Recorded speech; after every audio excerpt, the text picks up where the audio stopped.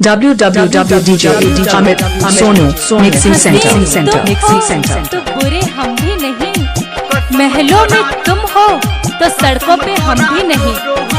प्यार करके कहता है शादीशुदा हो, प्यार करके कहता है शादीशुदा हो, कान खोल के सुन लो तुम्हारे हम भी नहीं। Amit Sonu हमारा तू कना बच्चा कना दबोगे, कसम तोहर तोरो हम भुला दबोगे। हमारा तू कना बच्चा कना दबोगे, कसम तोरा तोरो हम भुला दबोगे। हमारा तू कना बच्चा कना दबोगे, कसम तोरा तोरो हम भुला दबोगे। क्या नाम है आपका? Amit Sonu जी कहाँ घर है? गोरबांकी अभी आप सुन रहे हैं कांवड़िया म्यूजिक।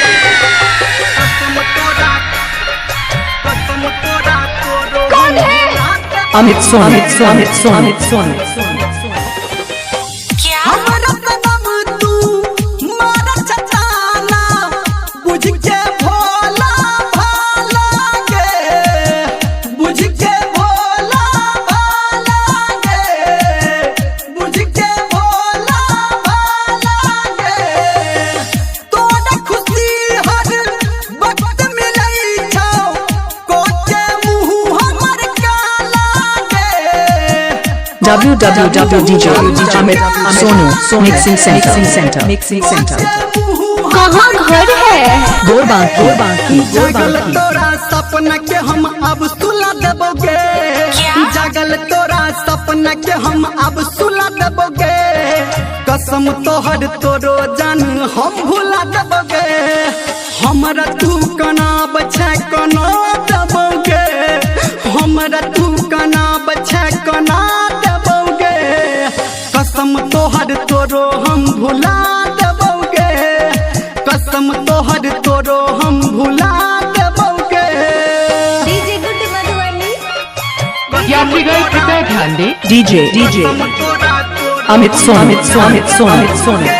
ये जो हसीनों के बाल होते हैं, ये लड़कों को फंसाने के जाल होते हैं।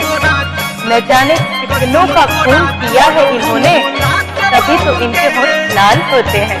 Amit Raj क्या विश्वास के लायक नहीं छी, जानै छी हम तोरा गे, जानै छी हम तोरा गे, जानै छी हम तोरा गे। तोहर वादा सच न रहलो, पिटला सगरो ढिढोरा गे, पिटला सगरो ढिढोरा गे, पिटला सगरो ढिढोरा गे। कहो धर्मेंद्र तोरा हम झूला देबोगे, कहो निर्मलिया तोरा हम झूला देबोगे। कसम तोहर तोरो जान हम भूला देबोगे।